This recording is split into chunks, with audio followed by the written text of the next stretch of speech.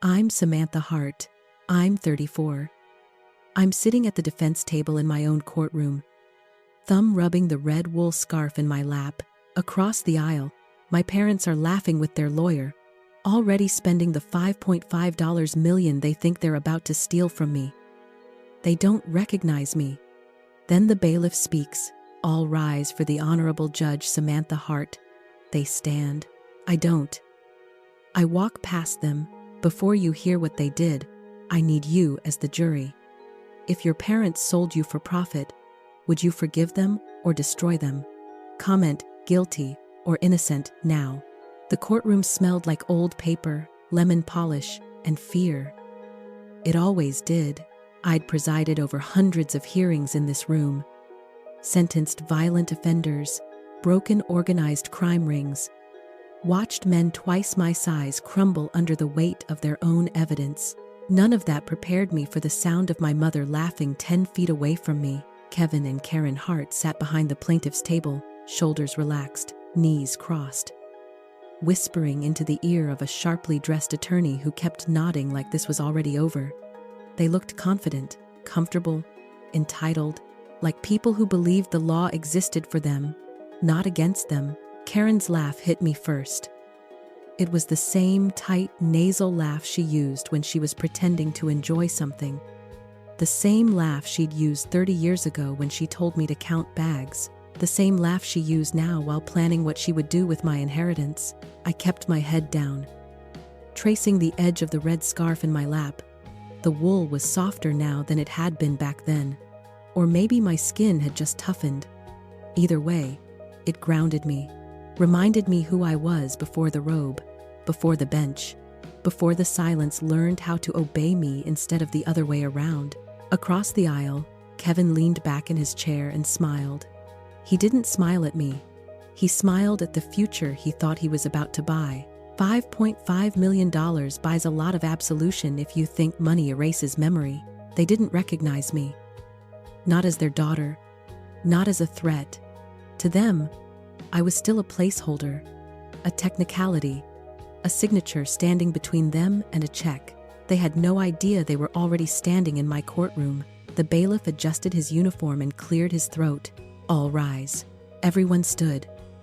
Jurors, attorneys, spectators. Kevin and Karen rose slowly, still whispering, still smiling. I didn't stand. I pushed my chair back. The sound echoed louder than it should have. I rose, stepped out from behind the defense table, and walked down the center aisle. My heels clicked against the polished floor. Each step measured, deliberate. I passed my own lawyer without looking at him. I passed Kevin. I passed Karen. Karen glanced sideways, irritation flickering across her face. "Excuse me," she muttered under her breath, as if I were blocking her view. I kept walking. I climbed the steps to the bench. I turned, and I sat down. The courtroom didn't breathe. Kevin's attorney froze mid-smirk. Karen's face drained of color so fast it was almost impressive. Kevin blinked once, twice, his mouth opening like the answer might fall out if he waited long enough. The bailiff's voice rang out again, steadier now. "Court is in session. The Honorable Judge Samantha Hart presiding." Silence. Not the soft silence of anticipation, the violent kind. The kind that crushes. That silence took me back. Chicago, 1994, O'Hare International Airport, Terminal 3. It was the loudest place in the world. Not loud like shouting, loud like pressure. The kind of sound that vibrates in your bones and makes it hard to think. Announcements echoed overhead. Suitcases rattled over tile. Conveyor belts hummed with mechanical impatience. I was 5 years old. My feet barely touched the ground when I walked. My red wool scarf dragged behind me, collecting dirt and static and whatever else lived on airport floors in the 90 seconds. It scratched my neck, but I didn't complain. Complaints made Karen sigh. Complaints made Kevin tighten his jaw. They walked ahead of me. Always ahead, not holding my hand, not checking if I was there, just moving forward, synchronized, efficient. like people executing a task. "Keep up, Samantha," Karen snapped without turning around. "You're slowing us down." I tried. I really did. They led me past ticket counters, past families hugging at gates, past crying babies and laughing flight attendants, all the way down to oversized baggage claim. It was colder there, emptier. The lights buzzed overhead like tired insects. The metal carousel groaned as it spat out golf bags, skis, car seats. The air smelled like jet fuel and burnt coffee. Kevin pointed at a bench, bolted to the floor. "Wait here." Karen was already looking toward the exit signs. "Watch the bags," Kevin said. "We need to grab the tickets." "How long?" I asked. Karen finally looked at me. Her eyes were sharp, calculating. "Count 500 bags," she said. "By the time you're done, we'll be back." 500 sounded enormous, important, like a job. I sat. I wrapped the scarf tighter around my face, and I started counting. 1, 2, 3. A pair of skis, a guitar case, a cardboard box, taped shut. I counted slowly, carefully, afraid of getting it wrong. By 100, the crowd had thinned. By 200, the carousel's rhythm became hypnotic. By 300, the lights seemed dimmer. By 500, the belt stopped, the noise faded, and the silence came. Not peaceful, heavy, the kind of silence that presses down on your chest until breathing feels like work. That's when I understood, not with words, with instinct. They weren't late. They weren't lost. They were relieved. They had dropped me at baggage claim because that's what I was to them. Something heavy, something inconvenient, something you check and forget. I sat there gripping that scarf, afraid to move because they'd told me not to, afraid to speak because silence felt safer, afraid that if I stood up, the truth would become real. That silence stole my voice for 4 years. I didn't talk much after that, not because I couldn't. It took decades to learn silence could be controlled. Eventually, a security guard found me. Eventually, a man named William knelt in front of me and told me the truth without cruelty. Eventually, I was caught instead of lost.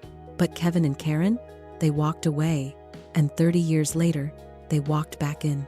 For money, back in the courtroom. Kevin finally found his voice. This is some kind of stunt," he stammered. "You can't." I raised one finger. The silence returned instantly. That was when I knew. They hadn't come for their daughter. They'd come to collect an asset, and they had no idea how expensive that mistake was about to be. If you're ready for part 2, where the will is read and the lawsuit lands on my doorstep, say next in the comments. And before you go anywhere, type guilty or innocent. I want to know where you stand before the evidence destroys them. The courtroom didn't explode into chaos the way movies pretend it does. There were no gasps, no dramatic fainting spells. What followed was worse, a slow, spreading realization that something was very wrong, and no one in the plaintiff's row had prepared for it. Kevin's lawyer was the first to move. He leaned toward his client, whispering urgently, flipping pages in his legal pad, as if the right sentence might still save them. Karen sat frozen, eyes locked on me, her mouth slightly open like she was trying to recognize a face from a dream she'd had once and forgotten. I adjusted the microphone. "Be seated," I said. My voice didn't shake. It didn't rise. It didn't need to. The room obeyed. That was the moment it finally sank in for them. This wasn't a mistake. This wasn't a coincidence. This wasn't some elaborate prank. The daughter they had written off as lost property was now the one controlling the air in the room. Kevin cleared his throat. "Your Honor," he said, forcing a laugh that fell flat halfway through. "I think there's been a misunderstanding. We weren't told." "You weren't told," I replied calmly, "because you never asked." I could see the gears turning behind his eyes. Kevin was a numbers man, always had been.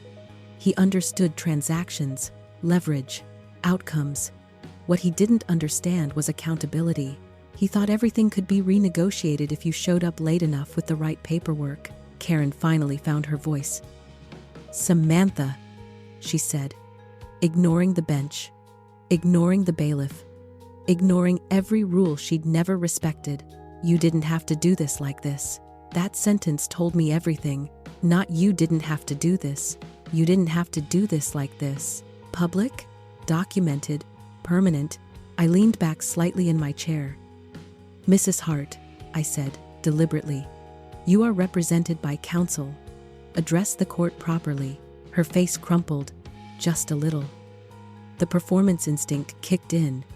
Tears pooled, perfectly timed. She'd always been good at that. Kevin reached for her hand. A show of unity, of grief, of parents wronged. They had rehearsed this. What they hadn't rehearsed was me.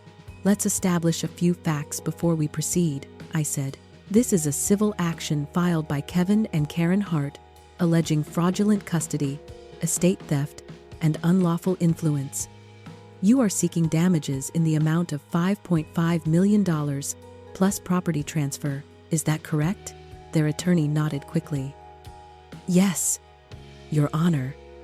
And the basis of your claim," I continued, "is that the defendant was unlawfully taken from you as a minor in 1994. "Yes," Kevin said quickly. "Too quickly. She was abducted." I paused. I let the silence stretch. "Abducted," I repeated. Karen nodded vigorously. "We searched for her for years. Years. We never stopped loving her." The word loving echoed strangely in the room. I made a note on the pad in front of me. Not because I needed it, because I wanted them to watch me write. "Very well," I said. "We'll hear opening statements." Kevin's attorney stood and delivered a masterclass in manufactured grief. He spoke about a little girl lost to a chaotic system, about parents crushed by uncertainty, about a man who inserted himself into a tragedy and emerged decades later wealthy, leaving the real victims behind. He spoke about pain, about injustice, about restitution. He never once spoke about me, not as a person, not as a child, only as an object of transfer. I listened, patiently. When he finished, the courtroom waited for my response. I didn't stand. I didn't argue. I didn't interrupt. Instead, I said, "Before we proceed further, the court has a procedural question." Every head lifted. "Defense," I continued. "Has the plaintiff disclosed all prior litigation related to the alleged disappearance of the minor?" Kevin's lawyer hesitated. "Just a fraction of a second too long. To the best of our knowledge, yes. To the best of your knowledge," I repeated. "Mr. Hart, Mrs. Hart, have you ever filed a civil action related to your daughter's disappearance prior to this case?" Karen's lips parted. Kevin's jaw tightened. "No," Kevin said. "We were advised it would be too painful." The lie was smooth, practiced. I nodded once, noted. The defense attorney stood. "Your Honor, with the court's permission, we'd like to reserve our opening statement." "Granted." Kevin's lawyer looked relieved. He shouldn't have been. Court recessed for lunch. I retreated to chambers, closed the door, and finally allowed myself to breathe. Not because I was afraid, because memory has weight. I saw the bench at baggage claim again. The smell of fuel, the hum of fluorescent lights, the feeling of being in the way. And then I saw the envelope, William's will. I'd been expecting a modest inheritance. A house, a small account, something symbolic. Instead, the lawyer had slid a thick folder across the table, his hands trembling just a bit. "He wanted you to have time," the lawyer had said. "Freedom. $5.5 million. William hadn't told me because he didn't want it to shape me.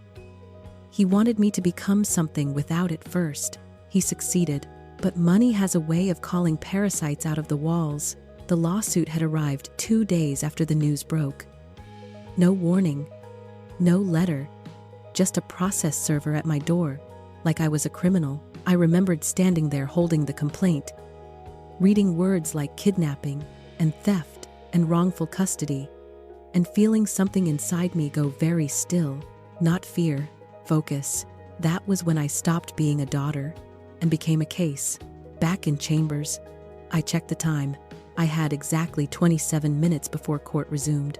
I picked up my phone and texted Sarah Jenkins. "They're lying. Time to open the vault." Her response came back instantly. "Already did. You're going to want to see 1,995. I closed my eyes. Because some lies don't just haunt you, they leave paper trails.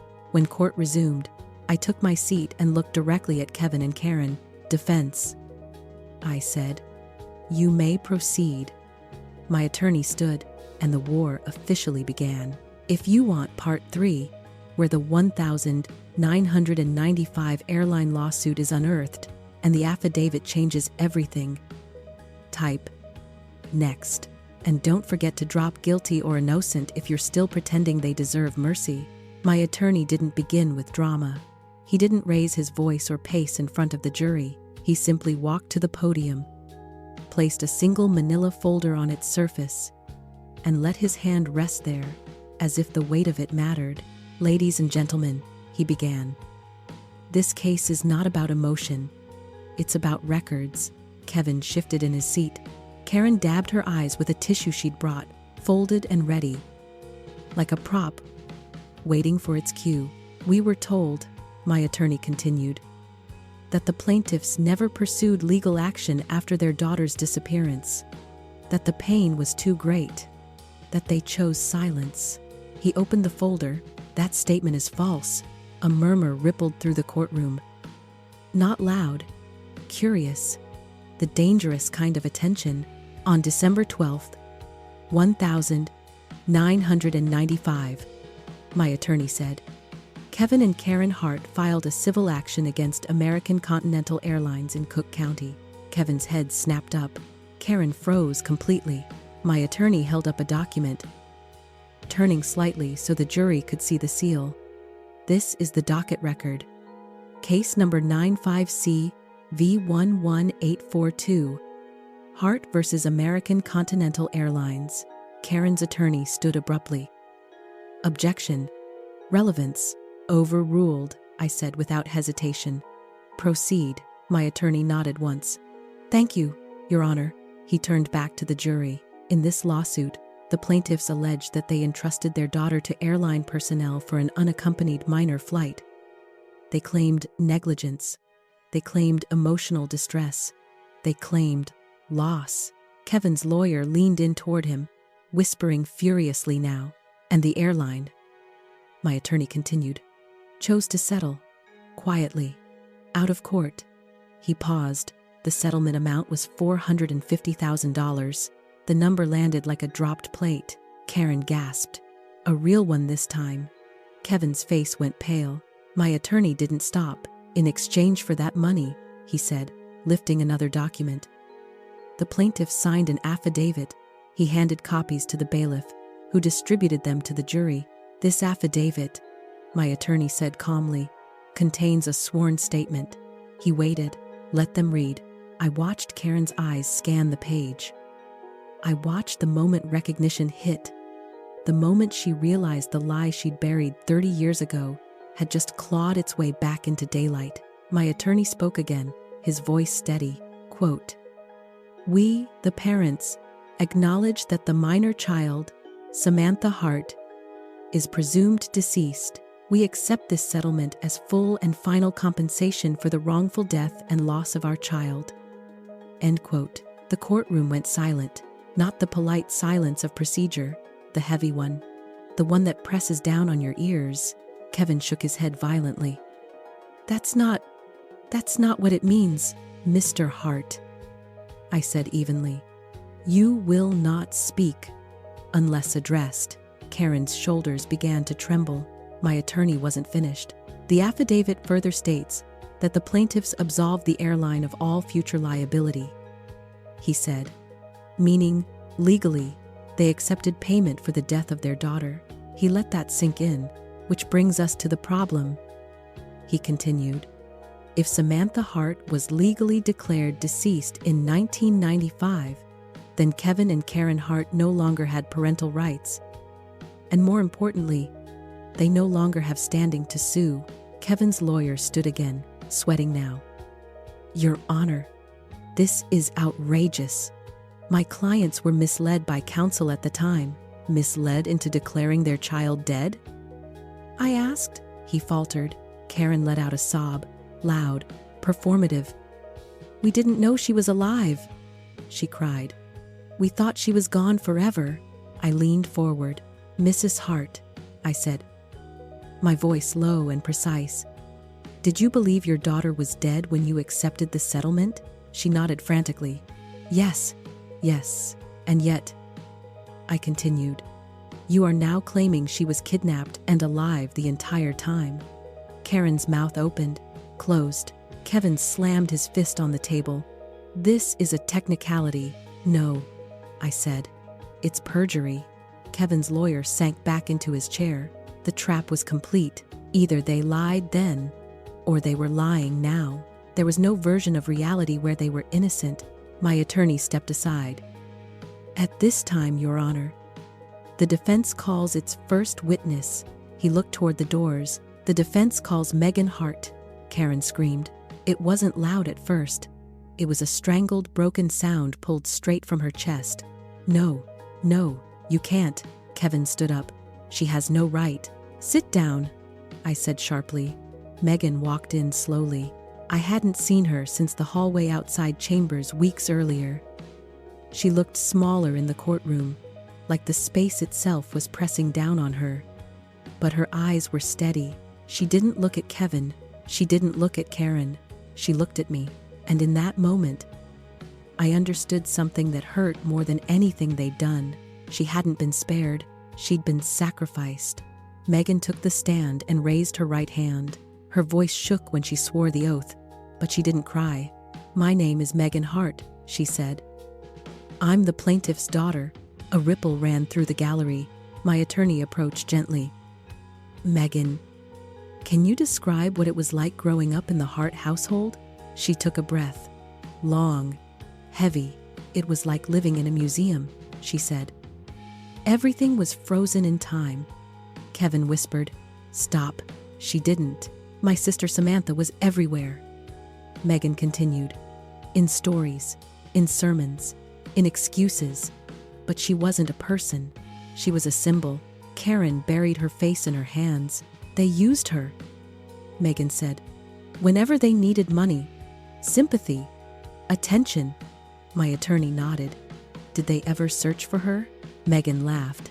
It wasn't cruel. It was tired. No, she said. They told everyone they did, but they didn't. She reached down and lifted a small shoebox onto the witness stand. I found this in the attic last month, she said. She opened it. Receipts spilled out. Casino receipts, dated November 7th, 8th, and 9th, 1994, the days after I disappeared. While the police were looking for Samantha, Megan said softly, they were gambling. Karen stood up screaming, You're lying. You're sick. Sit down, the bailiff barked. Megan looked straight ahead. They weren't grieving, she said. They were celebrating. Kevin collapsed back into his chair. My attorney didn't rush it. He let the room sit with that truth. Megan, he asked, did your parents ever tell you they accepted a settlement for Samantha's death? She nodded. They said it was compensation, that the airline paid them because they failed. Did they ever tell you Samantha was alive? No. Megan's voice cracked. They told me she was gone, and that I had to be enough for both of us. I felt something tear open in my chest. The judge in me stayed seated. The sister in me stood up inside. Thank you, my attorney said quietly. Megan stepped down. Kevin didn't look at her. Karen couldn't. The courtroom felt unsteady now, like a building after an explosion. But the final blow hadn't landed yet, because truth doesn't just expose lies, it indicts. And next, the law was about to decide whether Kevin and Karen Hart were grieving parents or criminals. If you want part 4, where the judge issues the ultimatum that forces Kevin and Karen to choose between fraud charges or losing everything, type next. The courtroom had crossed a line it couldn't uncross. This was no longer a civil dispute about inheritance. The air had changed. Everyone felt it. Jurors sat straighter. Attorneys stopped whispering. Even the bailiff shifted his stance, like he was preparing for impact. I looked down at the affidavit again, not because I needed to reread it, but because I wanted Kevin and Karen to watch me hold it. 30 years earlier, they had signed their daughter out of existence with the same casual certainty they now used to demand her money. I placed the document flat on the bench. "Mr. and Mrs. Hart," I said slowly, "the court is now faced with a material contradiction." Kevin swallowed hard. Karen clutched her purse like it might anchor her to reality. "In 1995, I continued, "you swore under oath that Samantha Hart was deceased. You accepted financial compensation for her wrongful death. Today, you are asserting she was alive, abducted, and unlawfully kept from you." I paused. These two positions cannot coexist. Kevin's attorney stood, hands shaking just enough to be noticeable. "Your Honor, we request a brief recess to consult with our clients." I studied him for a moment. He wasn't protecting them anymore. He was protecting himself. "Denied," I said. "This court will resolve the contradiction now." Karen let out a strangled sound. "Please," she whispered. "We didn't understand what we were signing." "You understood enough to cash the check," I replied. Kevin slammed his palm on the table again.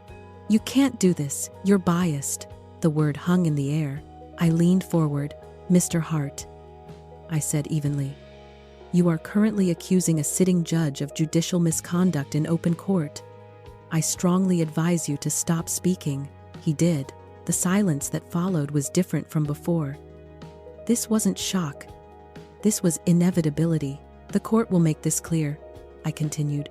"If you maintain that your daughter was alive in 1995, then the affidavit you signed constitutes fraud against American Continental Airlines and perjury under state law." Karen shook her head violently. No, we didn't know. "If you maintain," I went on, "that your daughter was deceased in 1995, then you lack standing to bring this action today, as deceased persons do not inherit estates." Kevin's mouth opened, closed. They were trapped inside their own paperwork. "There is no third option," I said. Kevin's attorney sat down slowly, as if his legs had given out. Karen began to cry again. But this time it wasn't controlled. This time it was raw, desperate.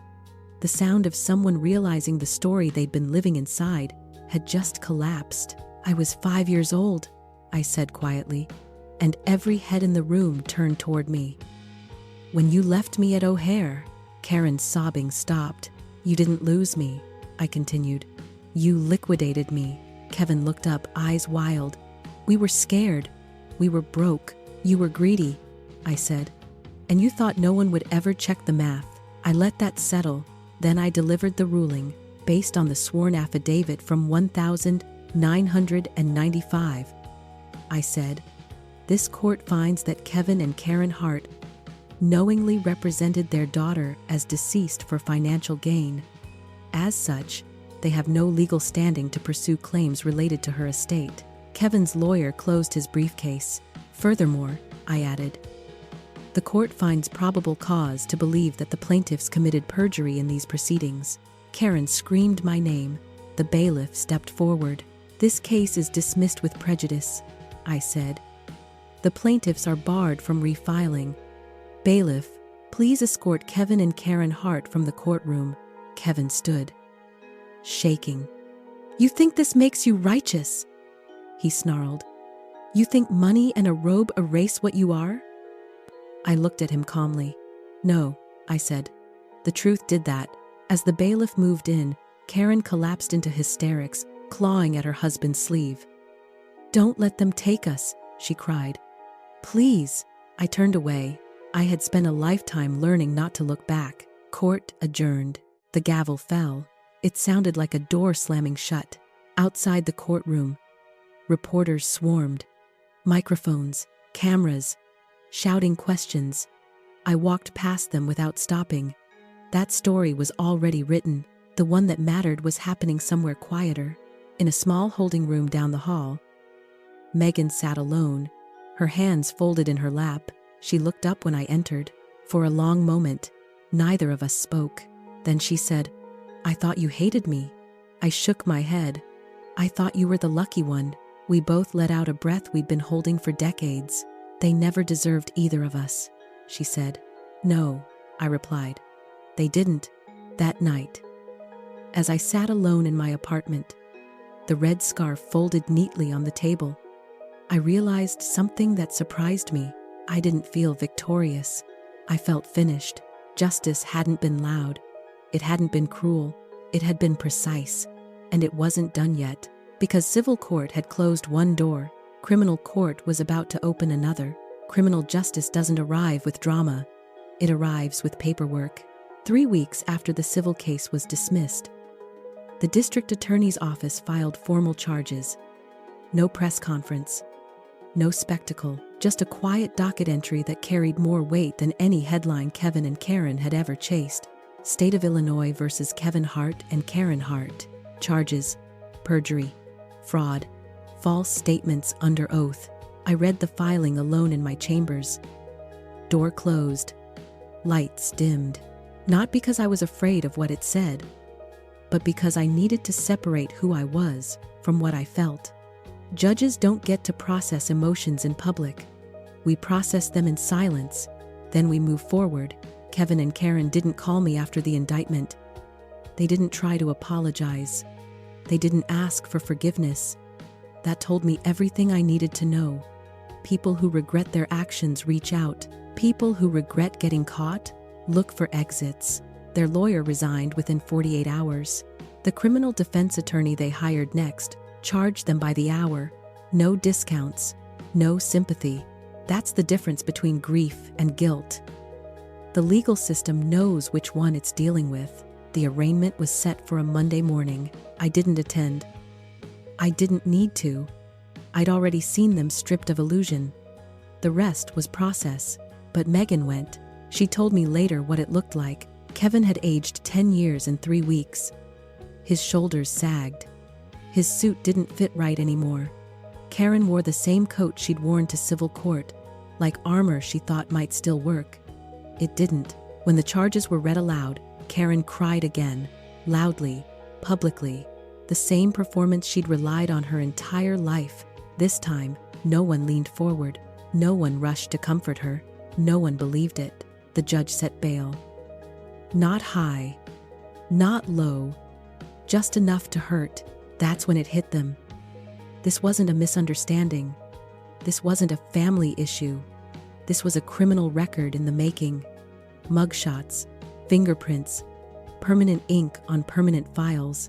They pleaded not guilty. Of course they did. People like Kevin and Karen don't plead guilty. Guilt requires acknowledgement. They plead confusion. They plead ignorance.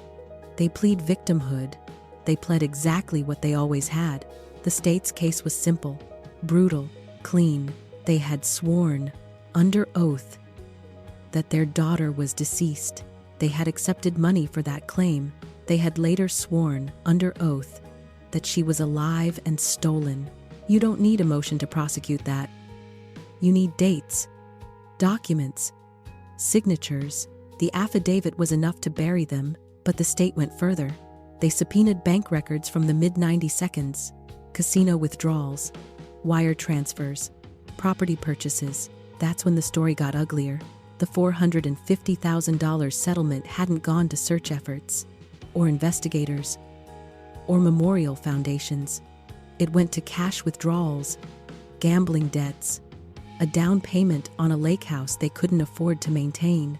They had sold their daughter and treated the money like winnings. The prosecutor laid it out piece by piece. Timeline, amounts, intent. Kevin's defense tried to argue desperation, financial hardship, emotional distress. The judge shut it down. Desperation does not justify fraud, she said, and grief does not excuse perjury. Karen broke down completely that day. Not because she was sorry, because the system she'd manipulated for decades had finally closed its hands around her. Kevin stayed silent. That silence wasn't dignity. It was calculation. He was already counting what he could still save. They went to trial. It took 4 days. 4 days for 30 years of lies to be dismantled by exhibits and testimony. The jury didn't deliberate long. Guilty on all counts. Karen collapsed when the verdict was read. Kevin stared straight ahead, jaw locked, eyes glassy. The bailiff moved in before either of them could speak. Sentencing came 6 weeks later. The judge was not theatrical. She didn't lecture. She didn't moralize. She read from the record. "You declared your daughter dead for financial gain," she said. "Then you attempted to resurrect her when you believed she had monetary value. That is not parenting. That is exploitation." Kevin was sentenced to 5 years. Karen to 3. No early release guarantees. No house arrest. No special accommodations. When they were led away, Karen screamed again. I didn't hear it, because I wasn't there. I was somewhere quieter. 6 months after sentencing, I signed the final paperwork to establish the Baggage Claim Foundation. William's money was never mine to spend on comfort. It was mine to convert into protection, into systems, into something that would exist long after my parents' names faded into case law footnotes. We built legal defense funds for foster children aging out of the system. We hired attorneys who specialize in records recovery, identity restoration, and guardianship disputes. We created emergency response teams for kids who fall through cracks too wide to see until you're already inside them. We named it after the place no child should ever be left. Baggage claim. Megan joined full-time. Working together was awkward at first. We were cautious, careful, 2 people learning how to exist without a shared lie between them. But something incredible happened when the weight lifted. She laughed more. I softened. We weren't sisters in the way movies sell it. We were something better. Honest. Built. Chosen. One afternoon, while reviewing a case file, Megan looked up at me and said, "Do you ever wish it had been different?" I didn't hesitate. "No," I said, "because different wouldn't have saved anyone else." That's the part people don't like to hear. Justice isn't about getting even. It's about stopping the pattern. Kevin and Karen didn't just lose a lawsuit. They lost the ability to hurt anyone ever again with that lie. Their story was over. Ours was just beginning. If you want part 6, where the media turns, the public reaction explodes, and I explain why justice doesn't always feel like relief at first. Type next. The media didn't react all at once. It never does. First comes curiosity, then confusion, then outrage, and finally, appetite. The original headline had been harmless enough. Local judge inherits secret fortune. Human interest. Clickable, but polite. The kind of story that gets shared once and forgotten by dinner. After the indictment, the tone changed. Parents who declared daughter dead for cash face prison. Settlement fraud exposed in shocking family case. Judge was the child they sold. That last one spread the fastest. I didn't read the comments at first. I'd learned early in my career that the internet is not a jury. It's a mirror. It reflects whatever people bring to it. Compassion, rage, projection, confession. But Megan did. She came into my office one morning, holding her phone like it weighed 100 pounds.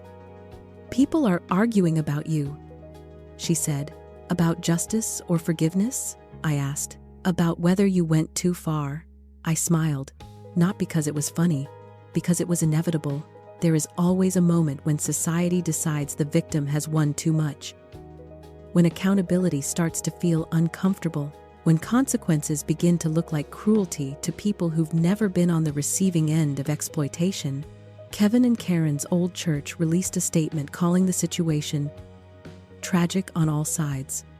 A phrase so empty it could hold anything. Some former neighbors expressed shock. Others admitted they'd always suspected something was off. A few people defended them outright. They were young. People make mistakes. That was a long time ago. Time does not erase intent, it only hides it. I stayed silent publicly. No interviews. No statements. No televised reflections. Silence isn't avoidance when it's chosen. It's control, behind closed doors. Though, the weight started to settle. Justice doesn't feel like relief at first. It feels like exhaustion. For weeks, I woke up at 3 a.m. with my chest tight, my brain replaying details I thought I'd already processed. The smell of the airport, the feel of the bench, the way Karen's voice sounded when she told me to count. Trauma doesn't care how accomplished you are. It waits until the threat is gone. Then it asks to be acknowledged. That's when I finally took a leave of absence. Not because I was weak, because I was human. I went somewhere quiet. No schedule, no robe, no gavels, just space. Megan came with me one weekend. We walked along the lake, the wind sharp and clean. She skipped stones. I watched the ripples disappear. I thought justice would feel louder, she said. It does, I replied. To the people losing power, not to the ones reclaiming themselves, she nodded. Do you think they ever loved us? I considered the question carefully. I think they loved what we gave them, I said. Attention, sympathy, cover. That's not nothing, but it's not love. She exhaled like she'd been holding that breath her whole life. The foundation work intensified as the media cycle peaked. Calls came in from caseworkers, attorneys, foster parents. Stories poured out. Kids abandoned in courthouses, left at hospitals, forgotten in offices when paperwork went wrong. Patterns emerged. Neglect always wore a reasonable face. We thought someone else was watching. We assumed the system would handle it. We didn't mean for this to happen. Intent doesn't matter when impact is permanent. One case stopped me cold. A 12-year-old boy left at a bus terminal overnight after a custody dispute. The adults argued. The paperwork stalled. Everyone assumed someone else would take responsibility. He slept under a bench. I approved emergency funding within minutes. That night, I pulled the red scarf out of the drawer where I'd started keeping it again. I wrapped it around my neck and let myself cry. Not for the girl I was, for the children who still were. The public conversation shifted after that. The outrage cooled. The think pieces stopped. The story became something quieter. A reference point. A cautionary tale. Kevin and Karen's names faded. That's how real consequences work. They don't keep you famous. They make you irrelevant. And irrelevance, to people like them, is the harshest sentence of all. One afternoon, months later, I received a letter. No return address. The handwriting was Karen's. I didn't open it immediately. I let it sit on my desk for a full day. Not out of fear, out of choice. When I finally read it, it wasn't an apology. It was a plea. She wrote about loneliness, about regret framed as loss, about how prison was harder than she expected, about how she wished things had been different. She never wrote the words, "I'm sorry." She never wrote, "I abandoned you." She wrote, "I miss you." I folded the letter. I didn't respond. Some doors close without slamming. They simply stop opening. That night, Megan and I had dinner together. Simple food, easy conversation. No ghosts at the table. She smiled at me and said, "I don't feel like a replacement anymore." I raised my glass. "Good, you never were." That's when it finally happened. The relief, not dramatic, not euphoric, quiet, the kind that settles into your bones and stays. Justice hadn't given me my childhood back. It had given me something better, a future that didn't require silence. And if this story has kept you watching, do one thing. Leave a comment. Someone out there needs to know they're not the only one who was left behind. Forgiveness is one of the most abused words in the justice system. People talk about it like it's a finish line. Like, once the verdict is read and the handcuffs click, forgiveness is supposed to show up wrapped in relief and wisdom, like you're supposed to smile, exhale, and say something profound about letting go. That's not how it works. Forgiveness is not automatic. It is not owed. and it is not the same thing as peace. That was the hardest lesson of all. After the sentencing, people started asking me questions they thought sounded kind. Have you forgiven them yet? Do you think you ever will? Does holding on to anger weigh you down? They never asked whether forgiveness had been earned. They asked it like it was my responsibility to complete the story in a way that made everyone else comfortable. Here's the truth I learned the hard way. Forgiveness without accountability is just permission. Kevin and Karen didn't want forgiveness. They wanted absolution without cost. They wanted the slate wiped clean without acknowledging what they'd written on it. They wanted to feel better without doing better. That's not forgiveness, that's escape. I didn't hate them. Hate requires energy, attention, obsession. I had already spent enough of my life giving them those things. What I felt was something colder and more stable. Clarity. Clarity that what they did wasn't a mistake. It was a decision. Clarity that they didn't abandon me because they were scared. They abandoned me because I was inconvenient. Clarity that they came back not because they loved me, but because I had become profitable. Once you see that clearly, forgiveness stops being the goal. Boundaries become the goal. One evening, months after the trial, Megan and I sat on the floor of my living room surrounded by foundation files, case summaries, intake forms, photos of kids who'd already learned what adults were capable of. Megan looked up at me and said, "Do you ever feel guilty?" I didn't pretend to misunderstand. "About them?" She nodded. I thought for a moment. "I feel sad," I said. "I feel sad that they chose a path that ended like this." "But guilt?" "No. Guilt is what you feel when you've done something wrong." She swallowed. I still hear her voice sometimes, telling me to be grateful, to stop asking questions, to protect the family. "That wasn't parenting," I said gently. "That was control." Megan leaned back against the couch, eyes closed. "I don't want to forgive her," she whispered. "And I feel like that makes me a bad person." "That makes you an honest one," I replied. "Forgiveness is not a moral obligation. It's a personal decision. And sometimes the healthiest decision is to not offer it at all, not out of spite, out of self-respect. Kevin and Karen had already taken enough from us. Our childhoods, our sense of safety, our understanding of family. They were not entitled to take our boundaries too. The foundation continued to grow. Word spread quietly through legal circles. Judges, guardians ad litem, caseworkers who had seen too many children fall through the cracks and knew exactly how rare real follow-through was. We funded appeals, emergency housing, identity restoration for kids who'd been legally erased by neglect and bureaucracy. Every case felt personal without being paralyzing. I stopped dreaming about the airport. That's when I knew something fundamental had shifted. Trauma doesn't disappear. It changes shape. For years, it had lived in my silence, in my need for control, in my intolerance for disorder. Now, it lived in my precision, in my purpose. I wasn't running from what happened anymore. I was running toward what mattered. One afternoon, a reporter reached out again. Different outlet, different angle.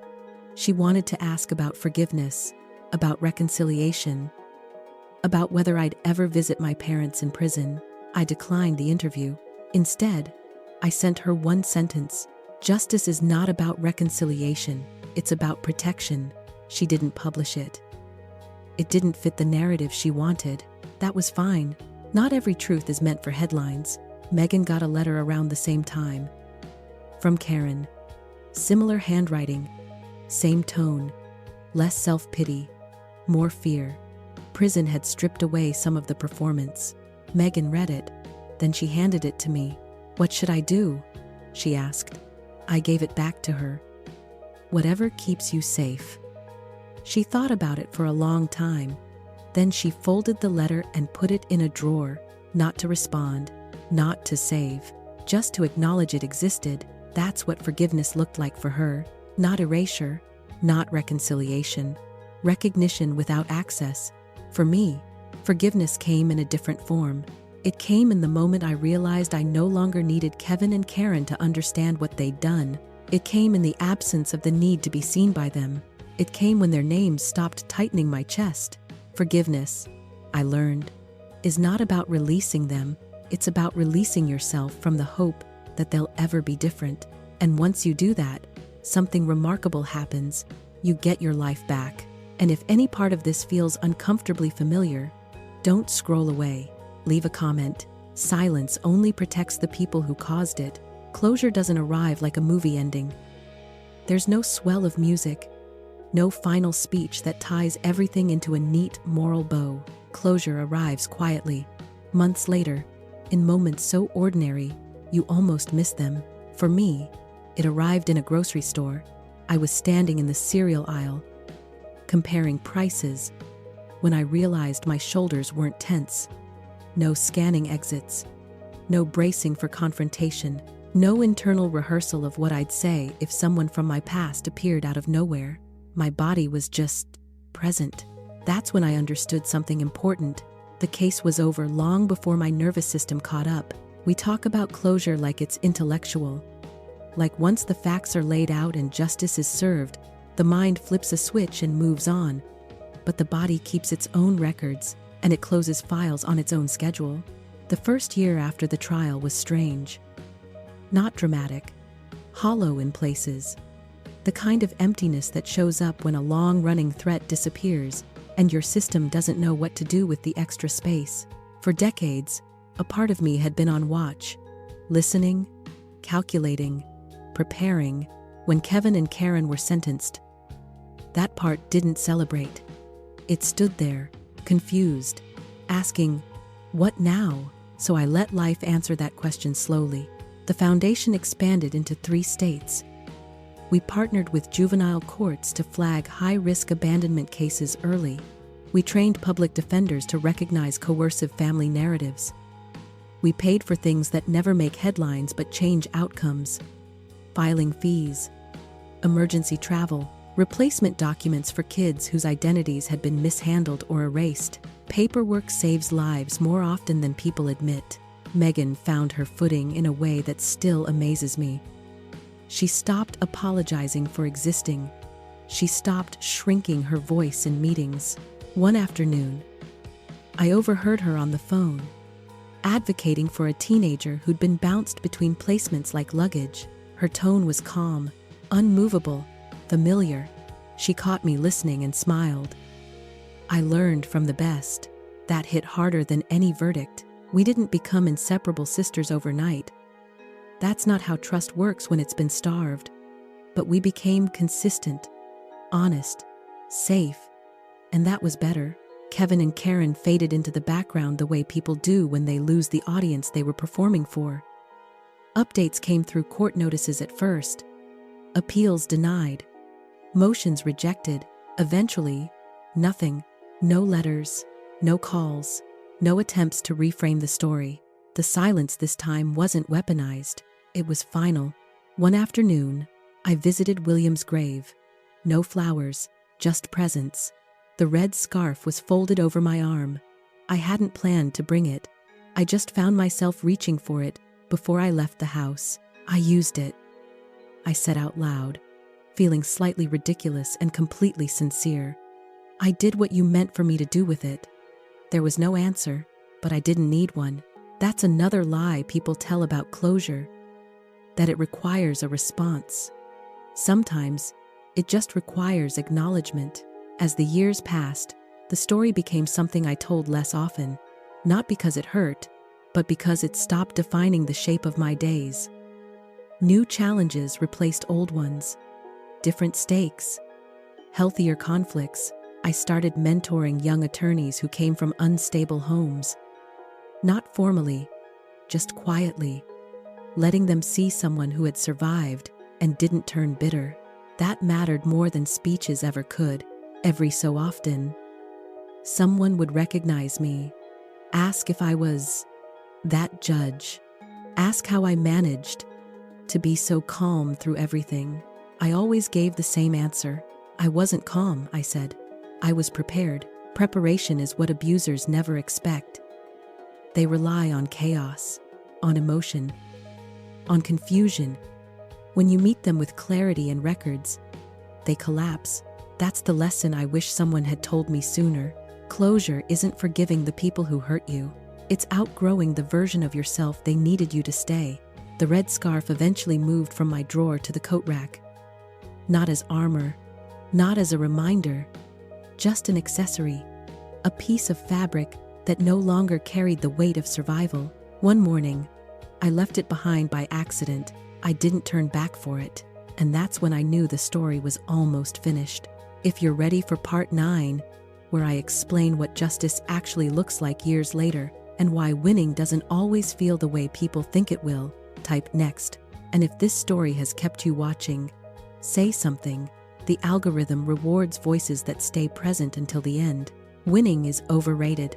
That's not something people expect to hear from a judge, especially one whose case became a cautionary headline. But it's the truth. Winning suggests an end state, a finish line. Justice doesn't work that way. Justice isn't an event, it's a condition.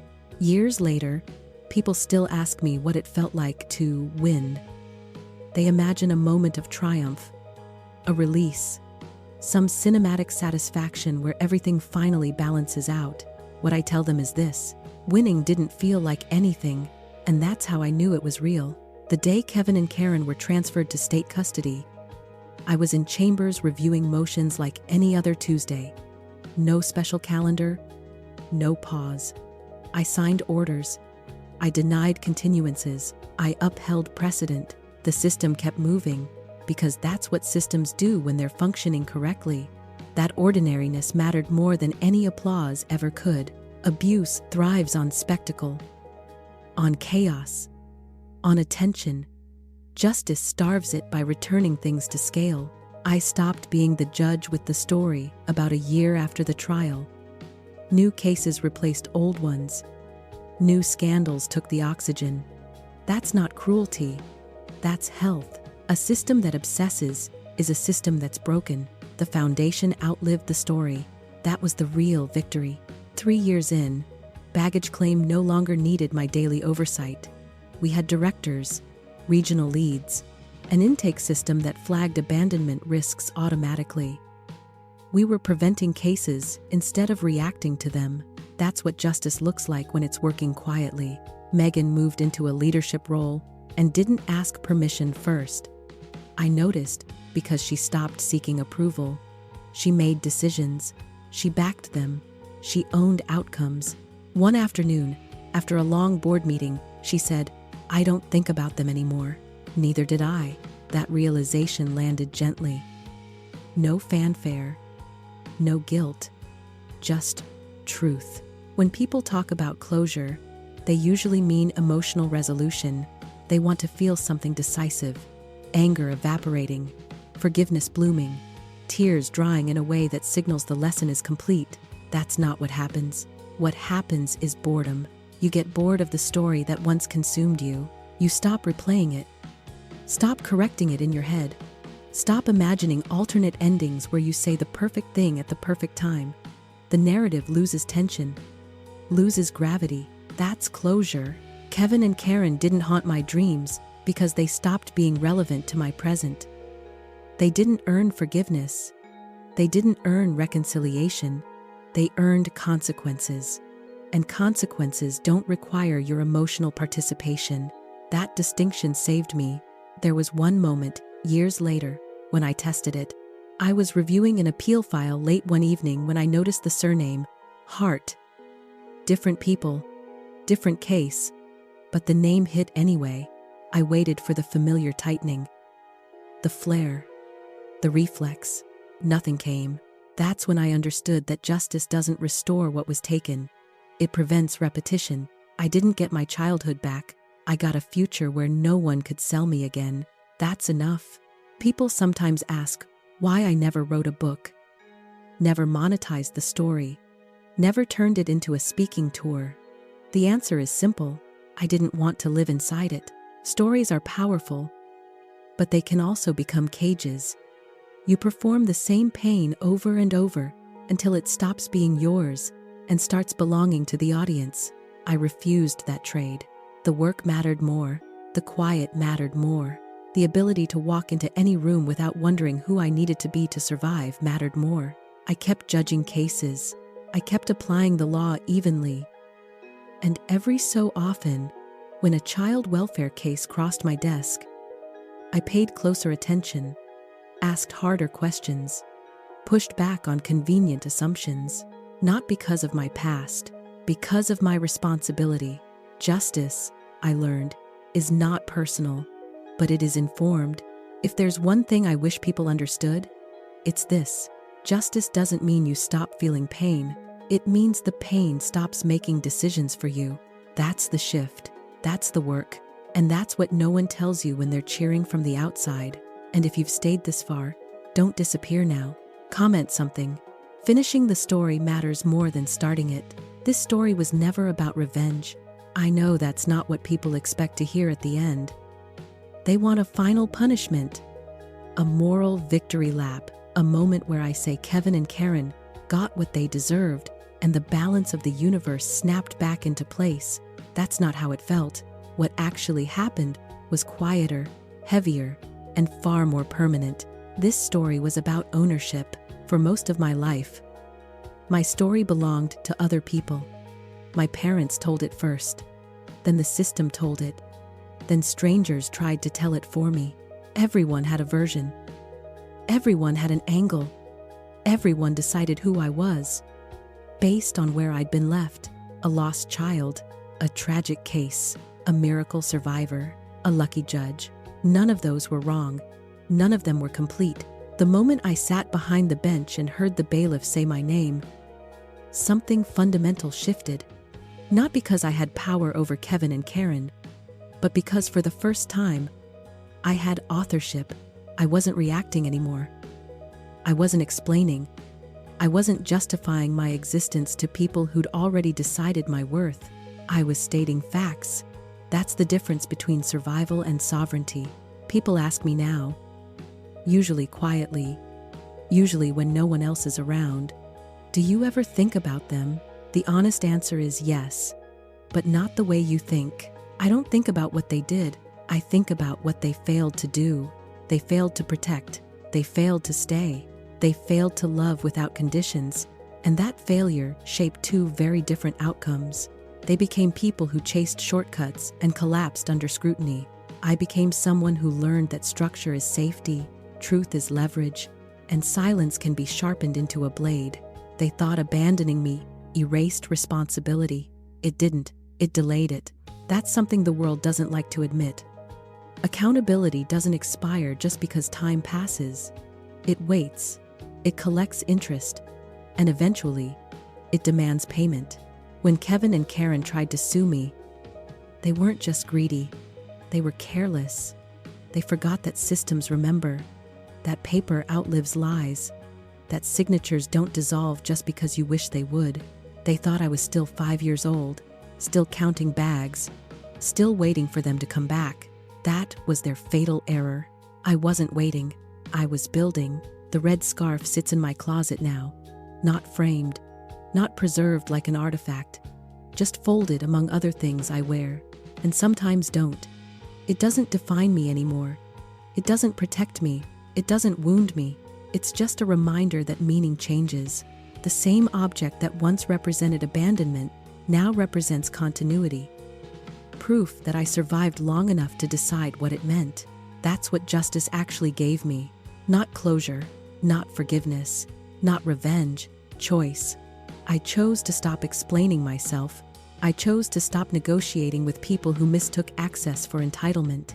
I chose to stop carrying shame that was never mine. And I chose to build something that ensured what happened to me wouldn't keep happening quietly to others. The Baggage Claim Foundation isn't a monument to pain. It's a refusal to let negligence hide behind confusion. It exists because systems don't fail children. People do, and people can be held accountable if someone bothers to look closely enough. That's the lesson I hope lands for anyone still listening. You don't need rage to fight injustice. You don't need cruelty to defeat cruelty. You need records. You need patience. You need the willingness to stay present long after other people get tired of caring. Most importantly, You need to understand this. Being abandoned does not make you disposable. Being silent does not make you weak. And being left behind does not mean you were unwanted. It means someone else failed the test. If you've ever felt like luggage in someone else's life, hear me clearly. You are not a burden. You are not an asset. You are not a transaction. You are a person whose story is not finished just because someone else walked away. My parents tried to erase me once with silence, and again with a lawsuit. They failed both times. Not because I destroyed them, but because I refused to disappear. If you stayed until the end, don't let this story end quietly. Comment something. Anything. Still here? I see you. Justice matters. Because stories like this don't spread through algorithms. They spread through people who refuse to look away.